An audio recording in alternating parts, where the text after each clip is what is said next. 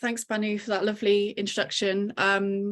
I feel really fortunate to have met Banu when just under a year ago, I think, at the Codebar conference. And since then we sort of stayed in touch, and yeah, it's really nice to be part of this, and I really think the work that Naya are doing is fantastic, especially as I said, I'm really passionate about social mobility.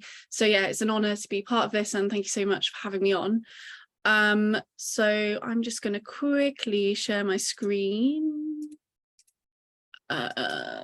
Seamless. Yeah, absolutely seamless. So yes, I should probably share this as well. Okay, great. As I said, seamless. So yes, I'm going to be talking, I'm Fran Solo. I'm going to be talking about web accessibility. It's not just alt tags. This came from a place of sort of knowing that people don't really take accessibility as seriously as maybe they could be. Sorry, excuse the siren in the background. I know that a lot of people sort of brush it under the carpet, and maybe when they think about accessibility, especially in terms of their work projects, they maybe think, oh, well, we don't have the capacity to be able to do it, or the knowledge.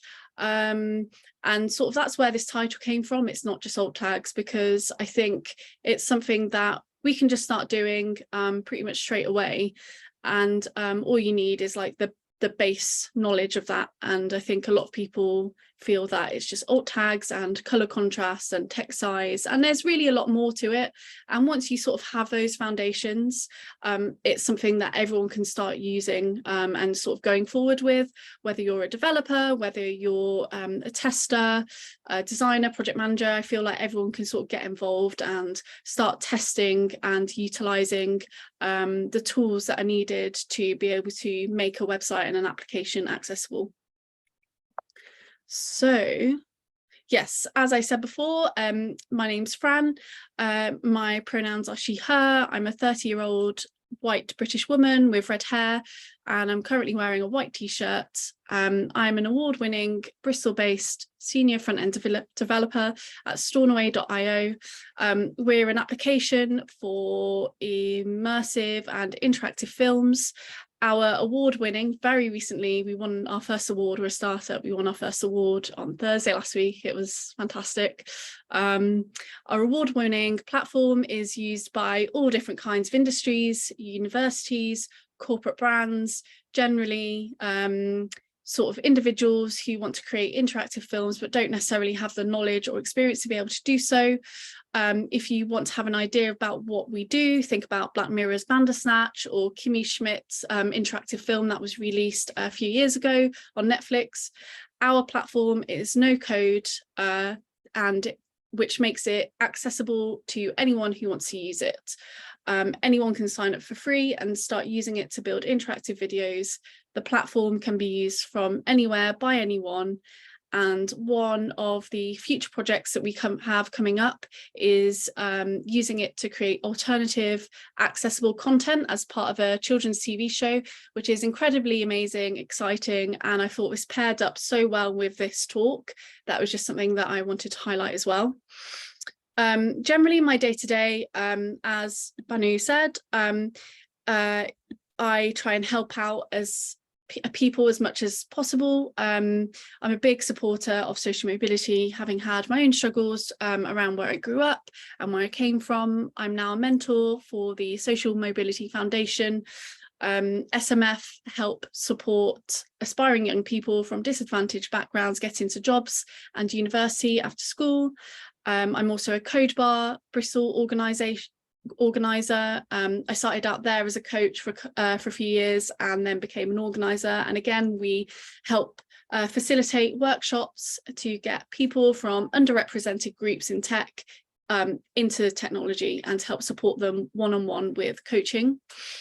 And we also have chapters all over the world, so feel free to check that out. I'm also a mentor for TechUP Women, which is a bootcamp run by Durham University to get more women and non-binary people into technology. Again, it's just about startup, and I'm mega excited. Feel free to give that a look as well. Oh, every time I seem to click away from my screen and then I forget that I've done that, and then my keyboards don't work. Anyway, so how did I get into technology? I realize how ridiculous this slide is when I look at it. But I think it's called Way Back When because I do feel like it was a long time ago now. But I think I owe a lot of it. I think I owe a lot of getting into technology to my upbringing. I moved around a lot growing up, moving between different small towns and villages. I once lived in a village that didn't even have a bus stop, and you used to have to walk 2 miles to the nearest bus stop to then get a bus to the nearest city or town. My upbringing also was just very turbulent generally. I was a very nervous and quiet child due to things that were kind of happening at home, and it meant that I was struggling maybe to make meaningful friendships. So in a nutshell, I was very isolated, lonely, and I spent a lot of my time on the internet as a form of distraction and escapism. But through the internet, I was able to create my own worlds and make friends through different multiplayer games. My favourite games were the really creative ones like Habbo Hotel, RuneScape and Neopets.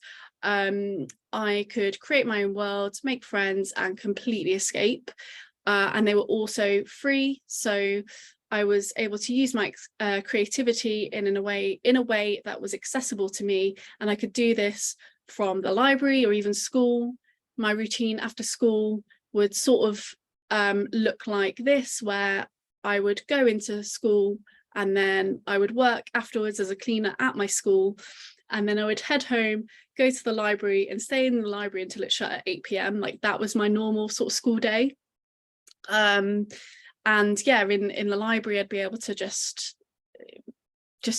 use the internet, and it was great. I am showing my age, but I used to design graphics, games and animations, programs such as Adobe Flash, if anyone remembers that, taught me how to design and code games in a language called ActionScript, and Dreamweaver taught me basic HTML and CSS.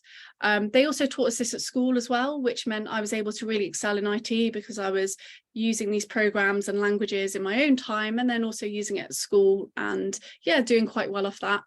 I loved IT, media and creative coding. It felt that this was one of my only good subjects at school, to be honest. So without any career aspirations or knowing what I was doing as such, I went to university to study web design and development as part of a computing degree. And so after graduating with a first in 2015 from university, I went into UI design and I spent a couple of years doing this. These roles were like a mix of coding and design. However, I didn't really enjoy them very much. A lot of the people that I worked with, in fact, all of these teams were always male dominated, and a lot of the people that I worked with in these teams were quite brash and boisterous, and I felt like I didn't really belong there. As you'd expect, working on teams like this made me go more inwards on myself, and I really struggled to sort of move on as I felt I wasn't good enough, as you sort of would in those sort of environments where you are the minority and you are the sort of it just felt like a bit of a boys' club. So that's the sort of environment that I was working in. It was only when I moved to a fantastic company called Zone Digital where I felt like I was starting to get where I wanted to go and be pushed as a front-end developer. I was in a supportive environment with teams of people who had decades of experience. I started working with clients such as the NHS to build the world's first genetic testing service, and Electrolux to improve their e-commerce platform. And it was just a fantastic environment for me to learn, and it was inclusive, and I just sort of felt like I was given really good opportunities to help me strive and feel motivated within my career.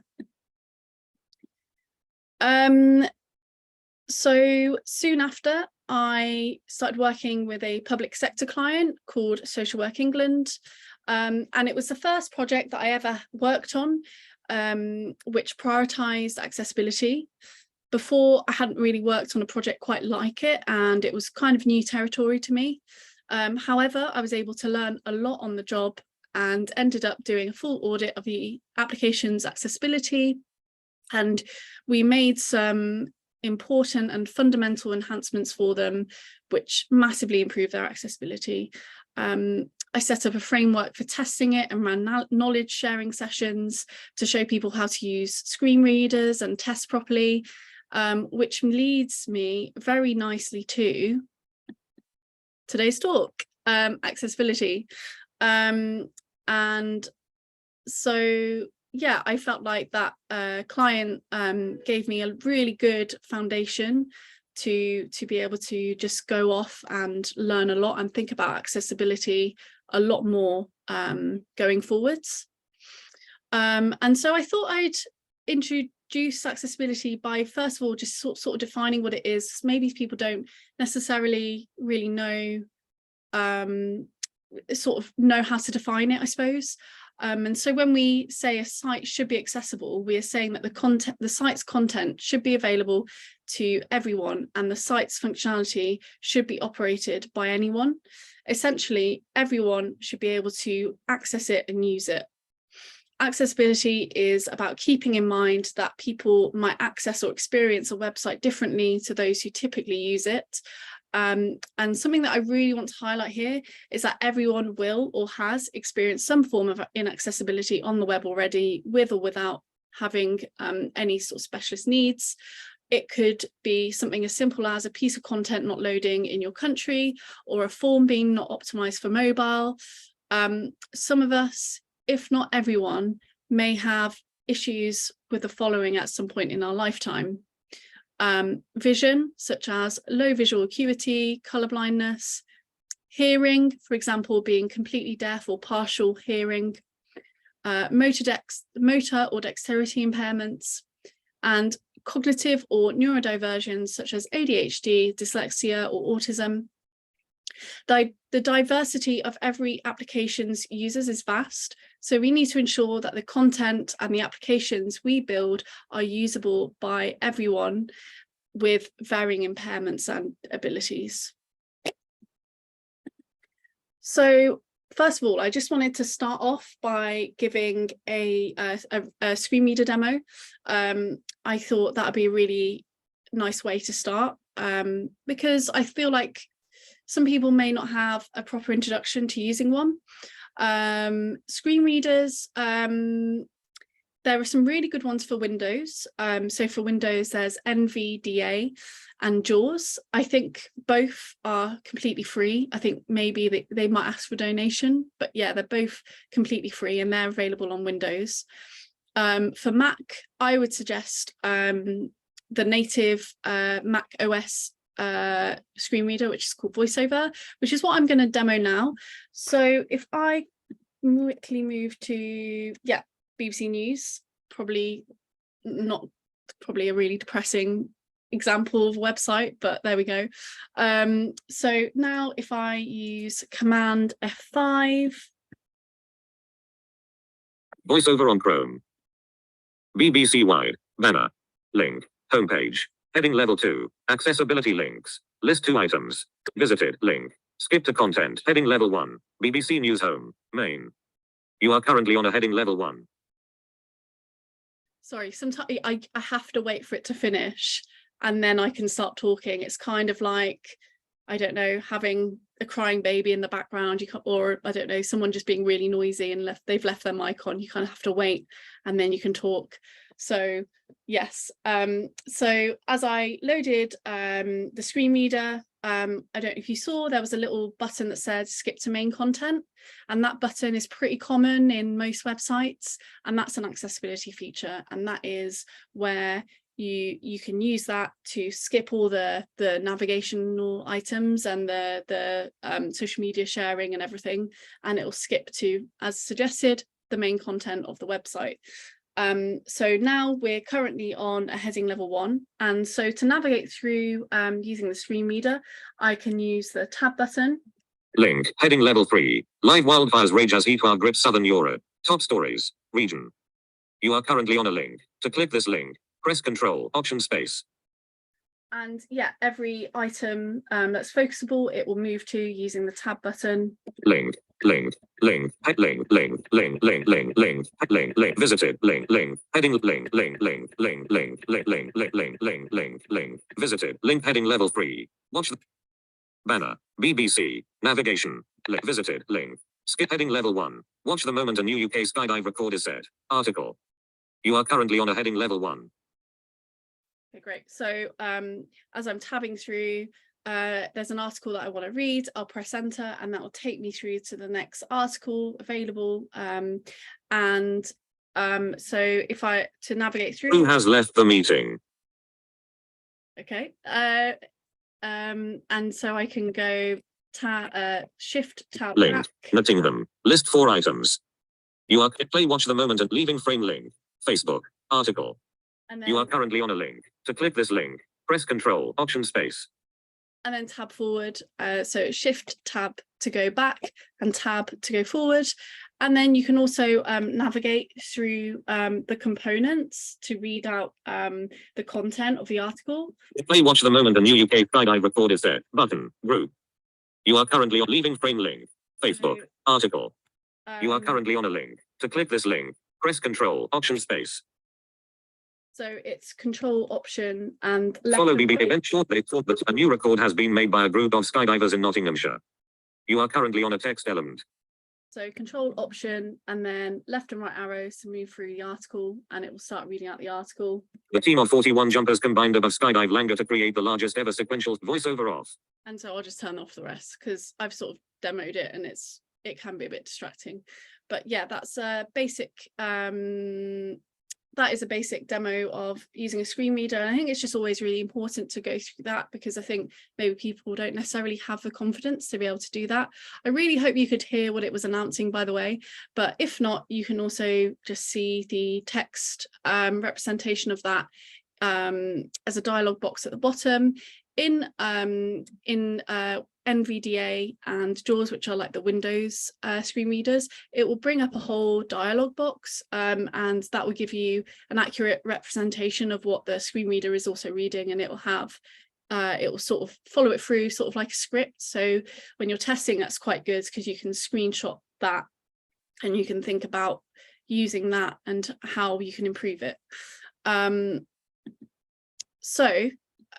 Something that I really wanted to go through were like sort of the main, there's so much to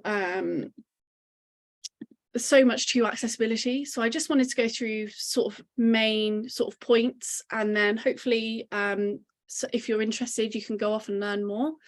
But yes, I sort of thought I'll go from like sort of low level. So I'm going to talk about focus first of all.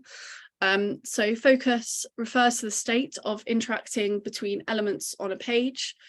So the act of clicking on a button or tabbing through the page, essentially it means whether or not something is selected. So when I was tabbing through there on the BBC News website, that was going through and selecting all of the focusable elements, and so all of those elements had a focus state, and the screen reader was able to pick them up. A clear focus strategy is absolutely imperative to those who have impairments such as motor disabilities, and they may have a different way of navigating through your site, and that's why it's really important. And so yeah, as I don't know if you probably did notice this, but as I was going through, you were able to see the focus state of each of those elements as I was focusing on them too. So you were able to see the red highlight of the clickable text when it was focused. And that's known as the focus ring. That defines the state of where you are navigated on the page, aka the focus. And you can then, as we went through before, use different keys on your keyboard to navigate through. So your tab key will focus through each element on the page. Shift tab is to go back through the focusable elements. Arrow keys help you move around within a component. But something really important to note is that not all elements are focusable. So images and headers, they're not focusable, just elements that you want to interact with. So anything that needs an act of clicking. When questioning your focus state, think, is this element interactive? And that will give you a really good indication about whether it should have a focus state or not. And yeah, we can then style. So there's a focus attribute in CSS, and we can then style the focusable elements accordingly in our CSS. Another really important piece of accessibility that I really want to talk about is tab index. You probably have, if you're a developer, you've probably seen this a bit in HTML markup and etc. Tab index is a way of modifying the tab order when the natural DOM order might be different. So sometimes you might have an interactive element that might only be focusable when an interaction is made, such as a modal or a drop-down navigation. For these instances, tab index is a great way of controlling it, and I thought I'd give you a quick demo here. So this is to sort of show why tab index is so important. So here we have, I've just made a very, very quick mock-up, as you can tell by the styling. We have 3 buttons next to each other, and this is what the DOM reads. It will read 3 buttons next to each other, one after the other: breakfast, lunch, dinner. And this is also what the screen reader will read. But if I add a style, again, people don't really use floats anymore, but it's a very quick fix. So if I add a float right to this button, the first button in the DOM order, if I add a float right to that, the button is now positioned on the right hand side. So if I navigate through, what do you think is going to happen? Oh, for some reason there's a bit of a, there we go. Great. Sorry, I think there was a bit of a delay there.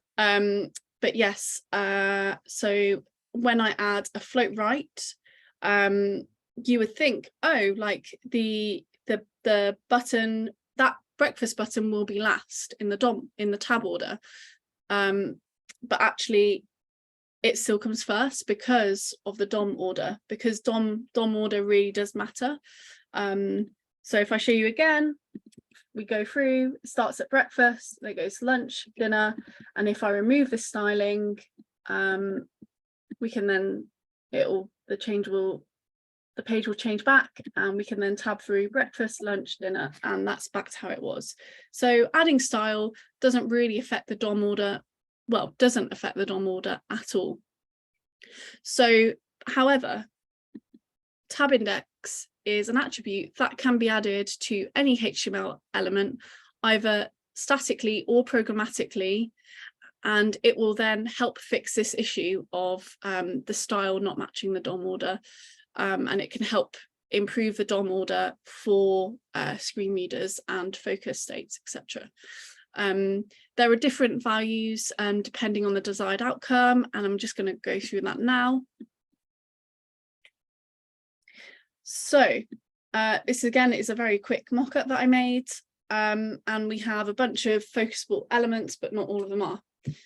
So if I quickly demo this now, we have our input field, which is focusable. This div should not be focusable, but I have made it focusable using tab index, and I'll quickly explain why. And then the last focusable element is a button. And so if I go through it again, this div here, this second focusable element, it has a tab index of 0, and that means that the element is able to be focusable in the natural tab order. So as we're tabbing through this element, because it has a tab index value of 0, that's now able to be focusable in the natural tab order. And then if I tab next, we go to the button, this div here is skipped, and this div here is skipped because we have a tab index of -1, and so that means generally it's not focusable unless we programmatically focus on it. And so now if I quickly uncomment this function and save, it'll refresh, and so when the page reloads, the method kicks in, and now we can see that when the page reloads, it calls this method, this focus method. I'll expand this out so you can read it better.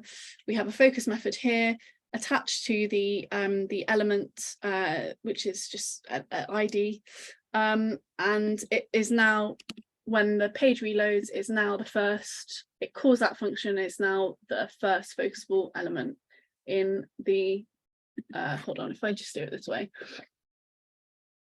it's the first focusable element on the page, and that is because it's been programmatically focused, and the value of -1 allows it to do that.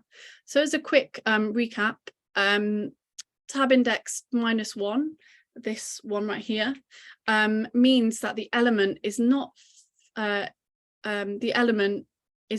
in the natural tab order and can only be focused using the focus method in JavaScript. And this is great for content that is off screen, that needs an interaction. So maybe you might have a modal, and so the content might be off screen until the interaction of opening that modal, and then this content will then be focused. And I think any negative number can work, but generally let's just keep it to a -1. It doesn't need to be any other number. -1 works, and that's what sort of the industry standard is.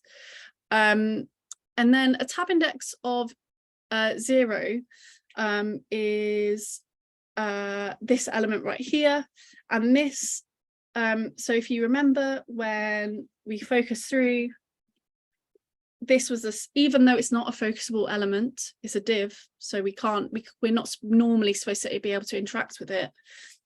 When we tab through, we can tab through to this element, and that's because adding a tab index of 0, that means that this element is now added to the natural tab order, and it can also be programmatically focused as well if you want it to be.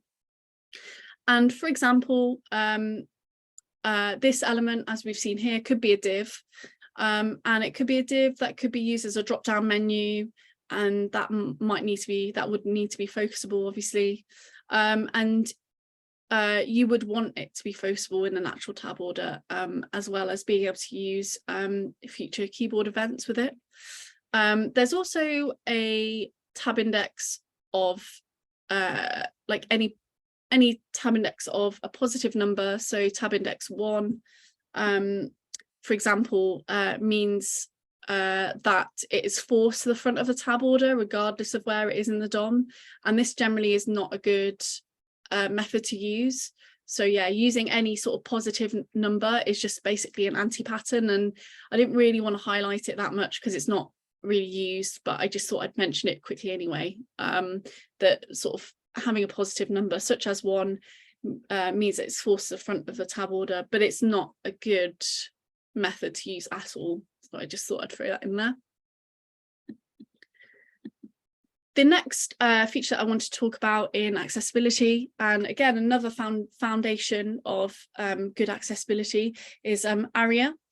And ARIA allows you to specify attributes on elements, which then allow you to modify the way those elements are translated into the accessibility tree. I haven't actually mentioned the accessibility tree yet, I don't think, but the accessibility tree is kind of like the interpretation of the DOM, which is the interpretation of a mix of the DOM and ARIA together create the accessibility tree. And the accessibility tree is what the screen reader will be reading when a user is using it, for example, and sort of the accessibility is like the source of truth for the DOM for specifically accessible tools.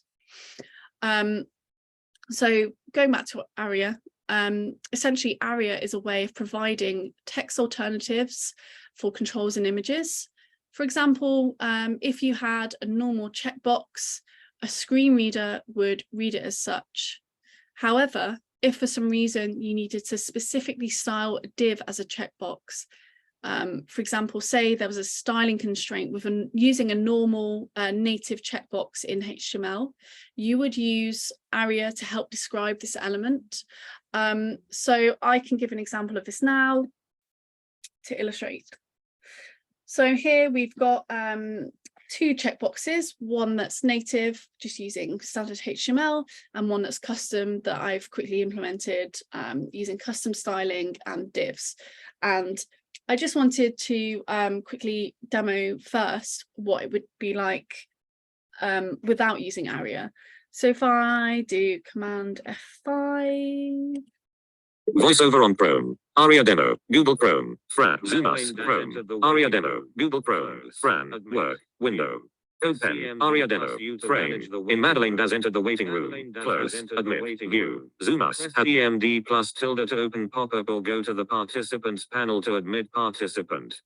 Sorry, I think it went a bit weird then because I think someone joined at the moment that I opened the screen reader. So I'll just do it again. Sorry about that.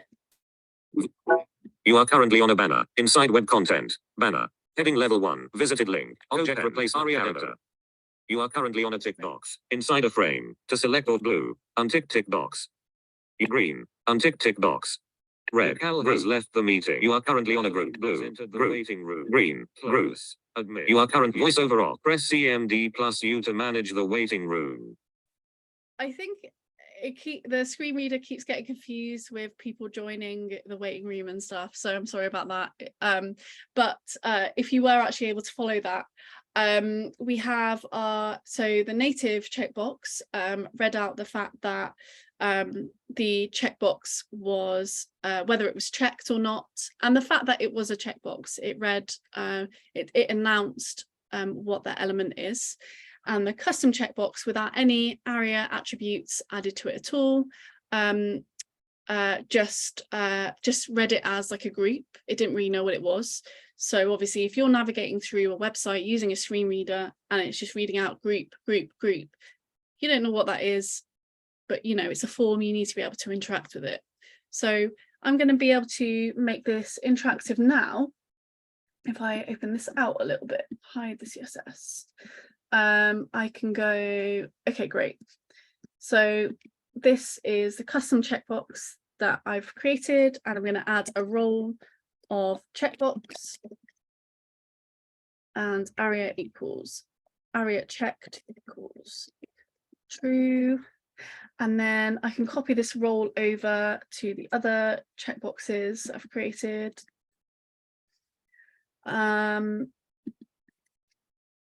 And if I open the screen reader again.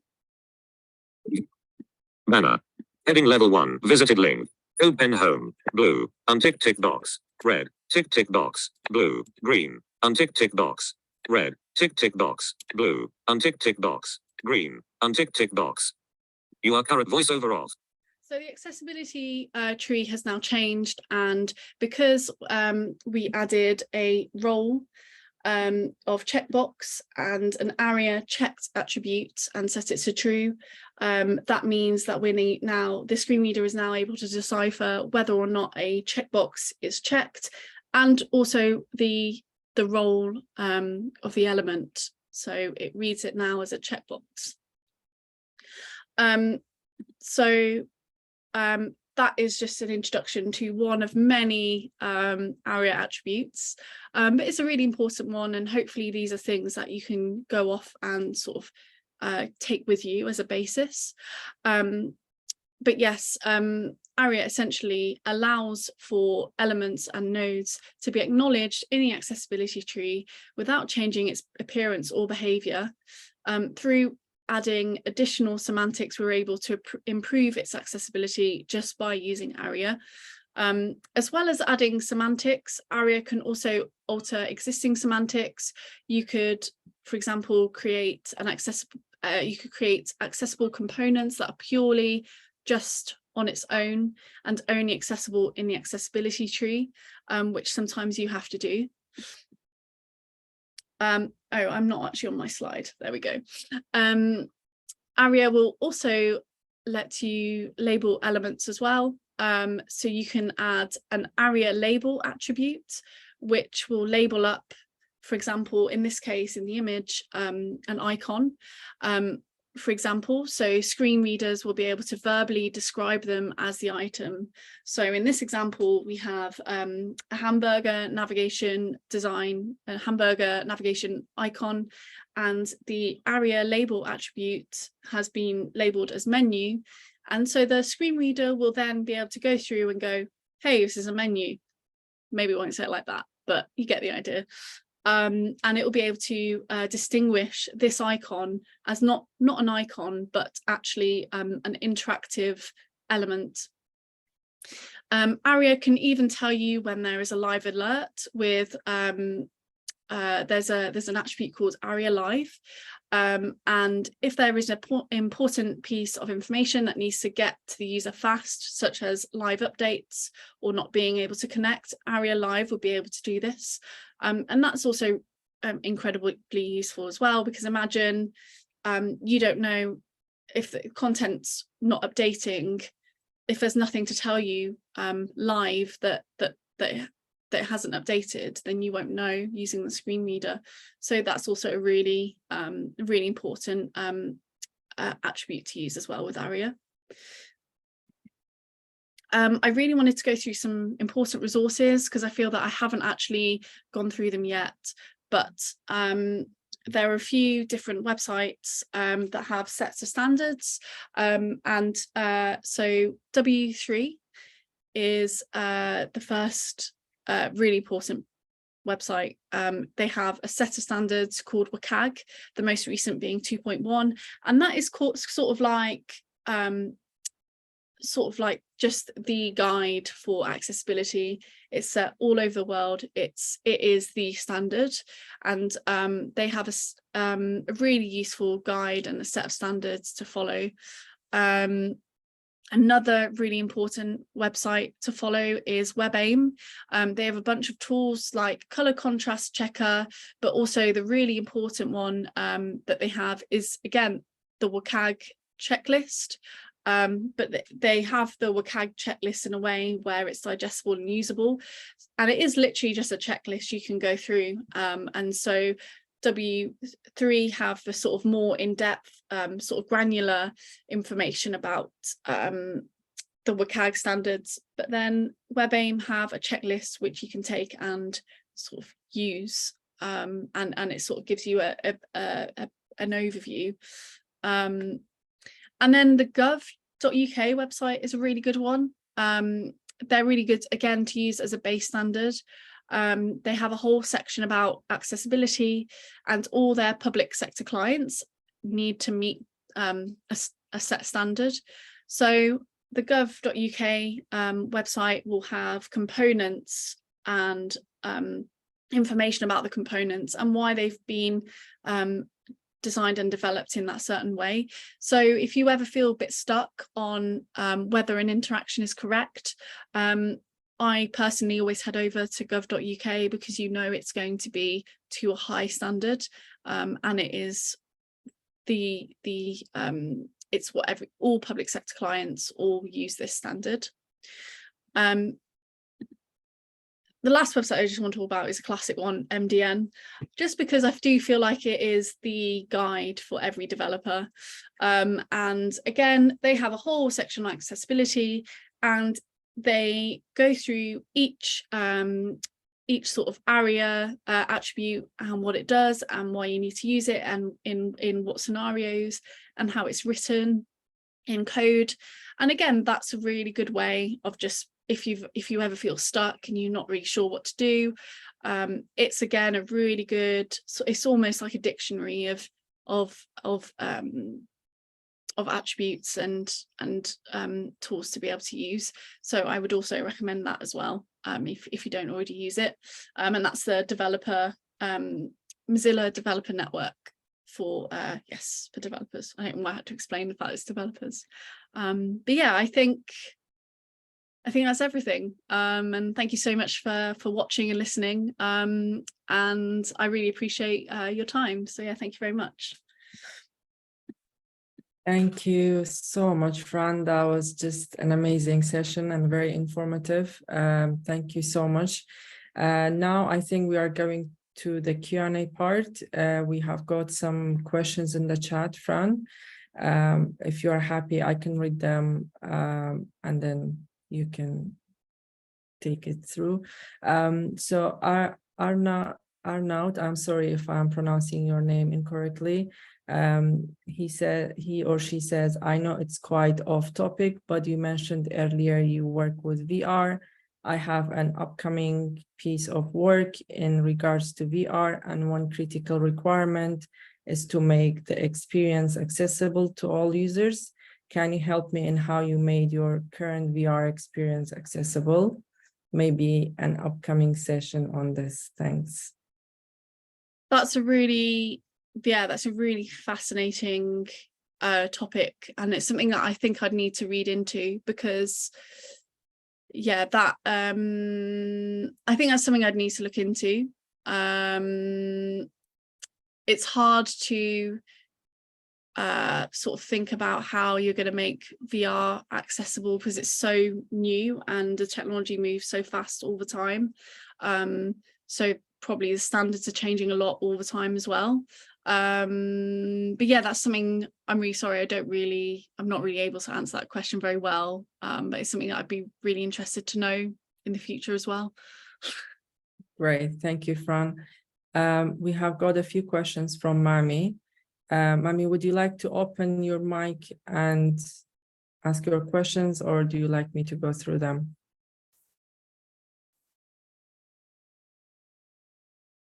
I can go through them, that's fine. The first one, how do you use your code to ensure that the screen reader works effectively?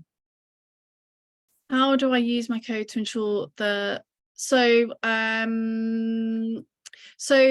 when I'm building a feature at work, I will be sort of continuously checking. There should really probably be at my old job, we used to have an accessibility sort of guide, and sort of a set standard that we would all follow, and we do have that with WCAG as well, the WCAG 2.1 standards that I was just talking about.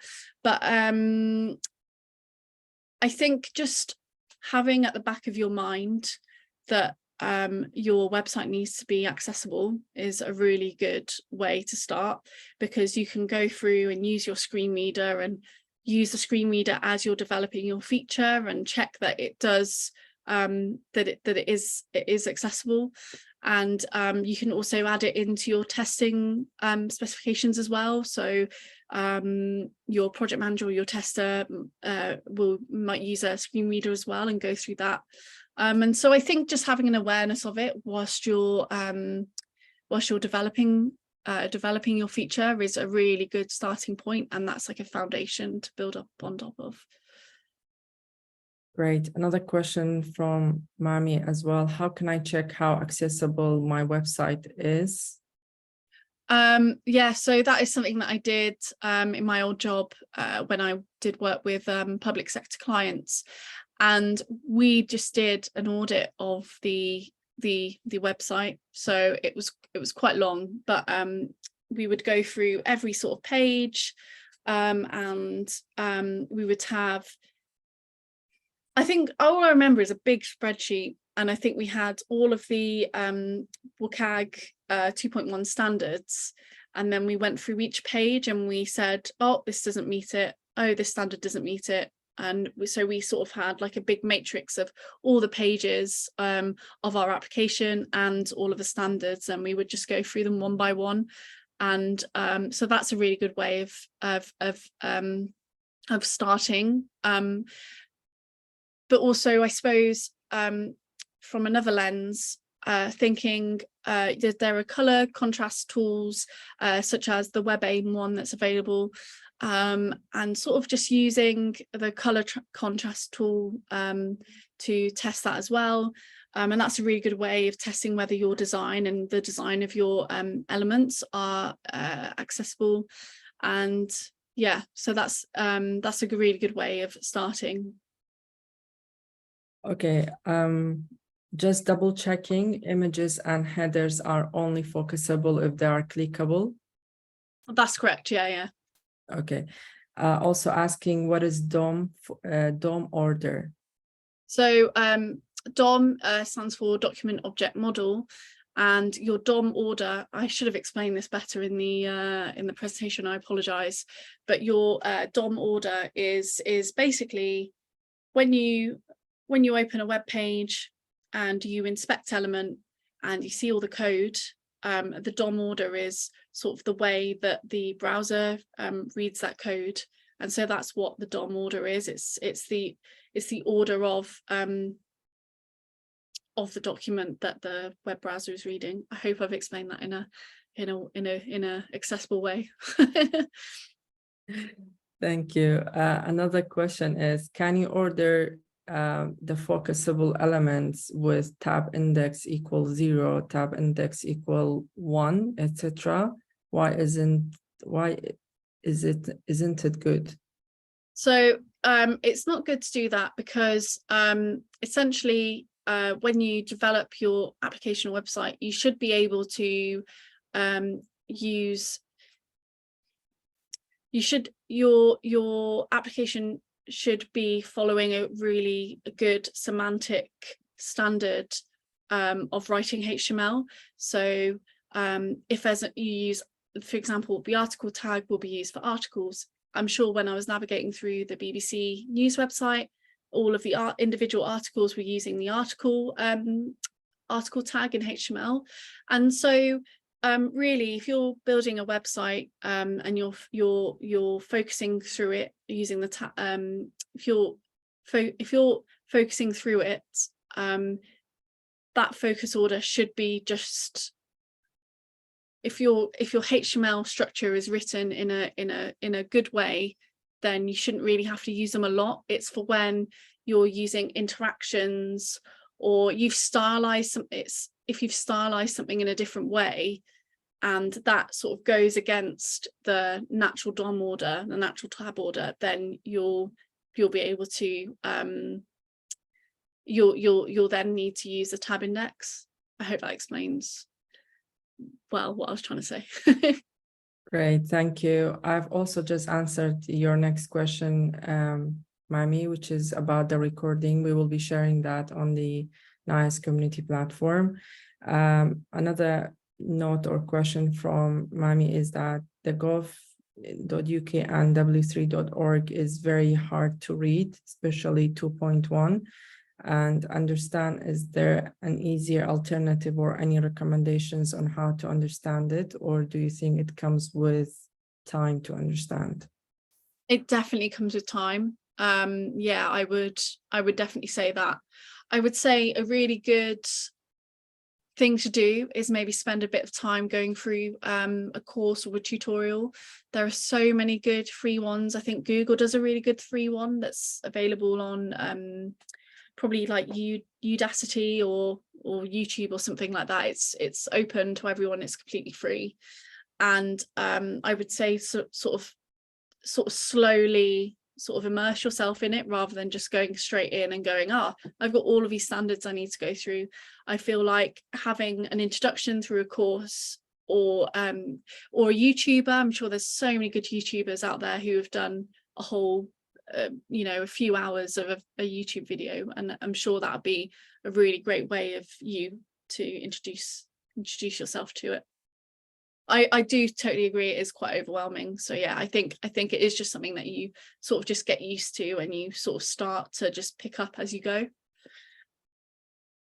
Great, thank you. I think next one is Juliana. Sorry, you raised your hand. Feel free to open your mic and ask your question.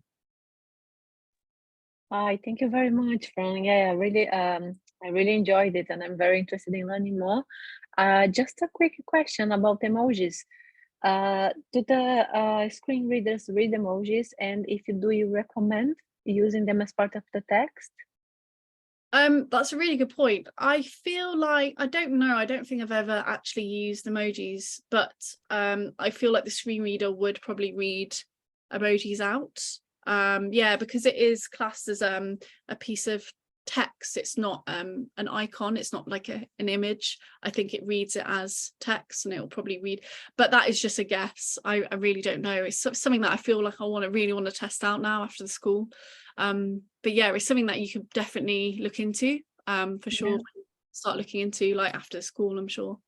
Lovely, thank you. Yeah. Thank you, Fran. Next is Keith. Oh, it's just to answer that. I know the answer. Some screen readers can read emojis, some can't. So we tend not to use emojis. Also, I work in public services, and we have to use CMSs which are recommended to us, so we can't play around with the code really. So all we use is WCAG and the .gov accessibility stuff. So everything we do is basically alt tags. So we can't do anything else. So in that sense, only using alt tags, is that the bare minimum, or is there more to be done for accessibility? Yeah, I would definitely say using alt tags is the absolute bare minimum. I see what you're saying, like the CMS has its own constraints, so there's not. Yeah, and we have to, because we're government services, we have to use pre-prescribed CMSs and so on. We can't just use things off the shelves ourselves, and because of that, they're pre-prescribed, and we can use, you know, we can manipulate certain parts of it, but other parts we're not allowed to touch. That is yeah, I really sympathize with that. That's quite difficult. I would definitely say, yeah, like with as much, I understand that if you're certain CMSs, they can really be constrained in terms of like whether you build on top of the code or not. So I can imagine, like, I would just say my advice would be to just try and make your code as some, I suppose you're not really, but try and make your blocks, the blocks that you use in the CMS, as like semantic as possible. And I would say definitely add alt tags to all images, obviously. And I would, yeah, it's a really unique situation, I think. Yeah, because just to add to that, I've just developed a map thing, just playing with Google and adding extra features with a little bit of extra code. But so I've got all these pointers on the map. But I can't get them to work as accessible. I can't get them to read back to me. So I suppose that's a problem with using Google, in the sense it doesn't allow you to manipulate the code, does it? Oh, so that's Google Maps. Yeah. Oh yeah, it depends, because you can haven't used that API in years, but you might be able to add sort of labels to the markers, but I really don't know. If not, I've tried, but maybe I've tried a bit harder. Maybe that would be an instance where you would create sort of an accessible whole sort of, you would create a component that would be accessible only using screen readers, and you could do that instead. But yeah, I've not thought about Google Maps API before in that way, so haven't used it in years. Thank you. No worries. Thank you, Fran. Evie, you have shared some resources in the chat. Would you like to further discuss those, or that's all you wanted to say? Yeah, one of them's GDS, Government Digital Services, also public sector guidelines, which we tend to follow at my work. Like that, that's their whole thing is a specific government department that was set up to like focus on digital strategy. So accessibility is a massive part of what they do. And then a thought about scaling with tab indexing. That at my last job we had lots of tab index everywhere, and it was such a headache. Because it was a big application, and we had a big piece of work to change that. So great, thank you so much, Evie. Very helpful. We have one more question from Mami. Do you do any more talks or courses? I think you have a really good way of explaining. That's for you. Thank you very much. That's really nice. I tend to just sort of do talks. if I'm asked, but I have thought about creating my own YouTube channel before, so maybe that's something that I'll do. But feel free to follow me on LinkedIn, and yeah, you're welcome to reach out to me as well. My name's, I think my LinkedIn URL is just linkedin.com/frontendfran. Right, if I just type it out, front end Fran. But yeah, my name's Fran Solo on LinkedIn, so yeah, feel free to connect. I can quickly share the link in the chat if that's okay. Yeah, go for it. Yeah.